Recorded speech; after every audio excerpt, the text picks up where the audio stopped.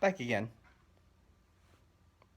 So while there's been discussion from me about how this entire situation is silly and we shouldn't feed into the fear, there's also another important perspective to this, and that is to validate what we are feeling. Okay. So, reality. While there might be some falsifications in our reality, the interactions that you have between your reality and you, or what is being reflected back to you, or in interpersonal relationships, is all cluing into something. When there's an emotion that comes to the surface,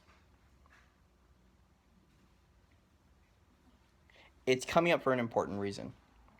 So I've always discussed about the mud in the cup. We pour enough water into the cup and the mud rises to the surface and comes over. So it's not that the mud isn't real, okay? If there's no mud in the cup, the mud doesn't come up. Sometimes, though, the right ingredients create the mud. So if we look at dirt, there might be dry dirt.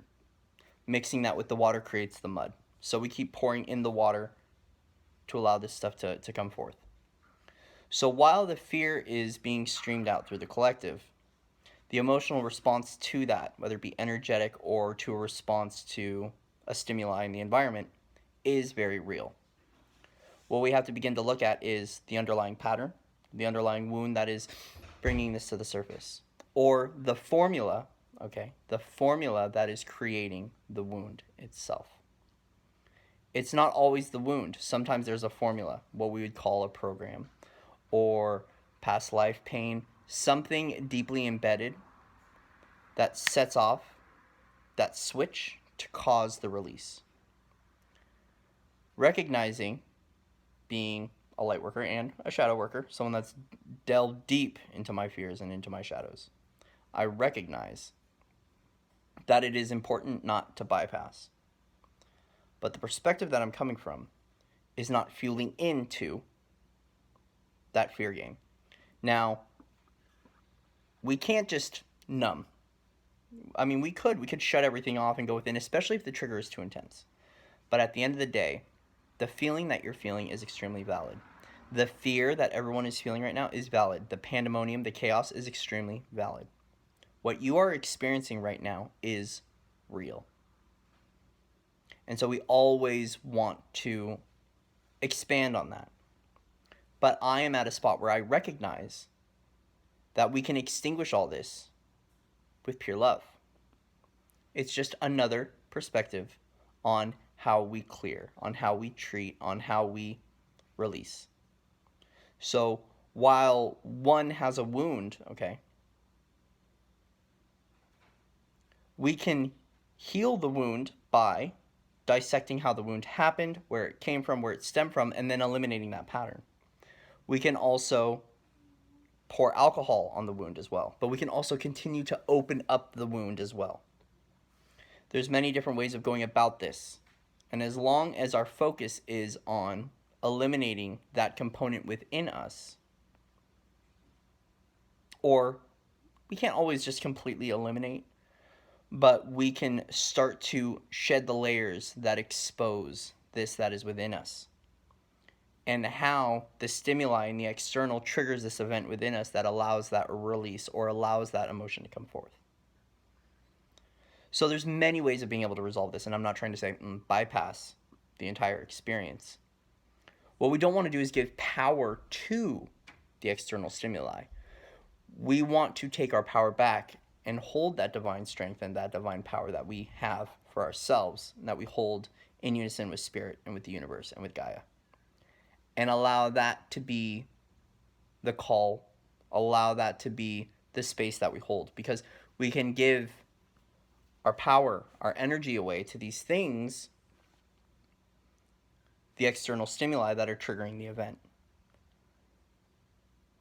What matters is the event that's going on within you that is causing the reaction. And for me, I've noticed over the course of many different ways of healing.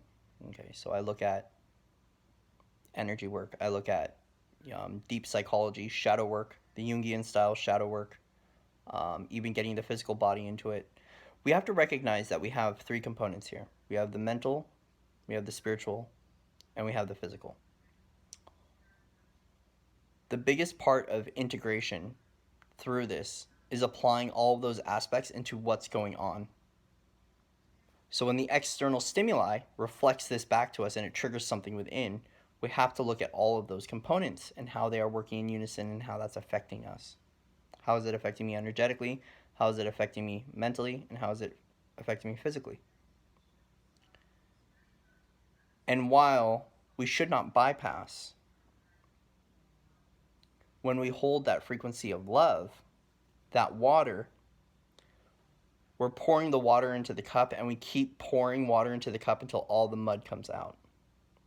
So while we could go in with the toothpick and we could go grain by grain taking out the mud, or we could start placing blame for who put the mud in the cup, or we could start to figure out where the mud came from, another solution, another perspective to this entire situation is by continually just filling up that cup with water till there's no more mud left. It is possible. It is. All of these perspectives are true and they all work. It is a formula. But the idea is that there are so many formulas out there. Find the formula that works for you, validate it, and run with it. And if it doesn't work anymore, find a new formula and run with it. But what you are feeling right now is incredibly real. The new that's coming about is incredibly real. What's happening right now is incredibly real. All of this is real. While there's a lot of inorganic components involved in this whole thing, and a lot of trickery and maybe deceit and maybe a lot of deception and a lot of things that are going on, recognize that we're all magicians and sleight of hand is real. Just as much as the energy work is real, sleight of hand is real. While our eyes are focused up here, there's a lot of things that are happening behind the camera that people cannot see. This is what we mean by the illusion. You see this and you think nothing's going on because that is your perspective, that's your perception. But there's something going on behind here. All I have to do is change my perspective. And you see, there's more going on than meets the eye.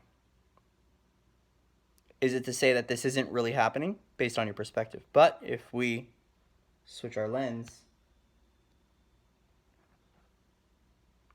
completely real, extremely valid.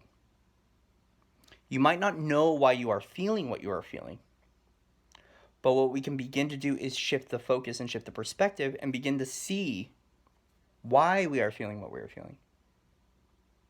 And begin to trace it. Where does this come from? This is how we diffuse the code. Trace it back to the origin. Return back to the source of what it is. And since we understand the code, and we've got the cheat sheet now, we now upload that into our field. And we begin to see the pattern when it arrives. By increasing our senses, we can smell it. By cluing in to your universal cues, you will begin to know. You hold the code. Every single one of us holds the code. It's a matter of paying enough attention to how it works. Rarely have we seen a person fail who has thoroughly followed our path.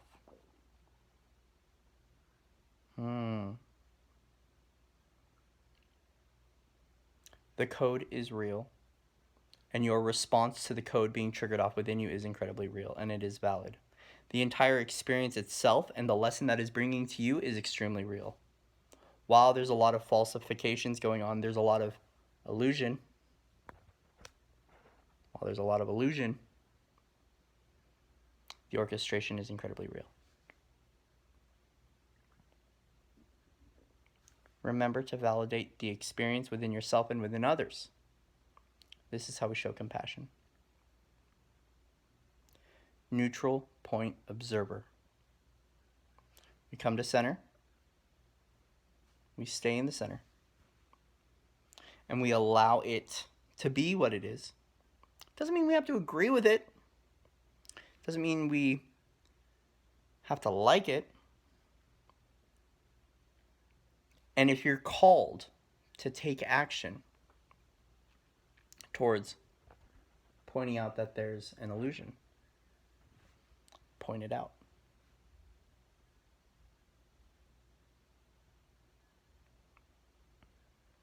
Whatever is right for you and within your soul and within your heart is completely right. It is real. It is valid. Embodiment of your role is owning your role authentically.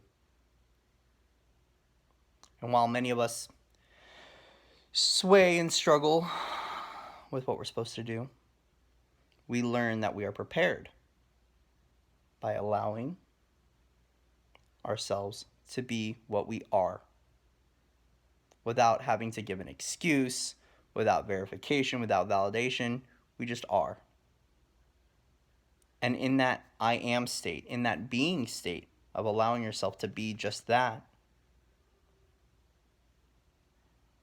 you now validate who you really are. And when you validate who you really are, you now allow yourself to be that unconditionally.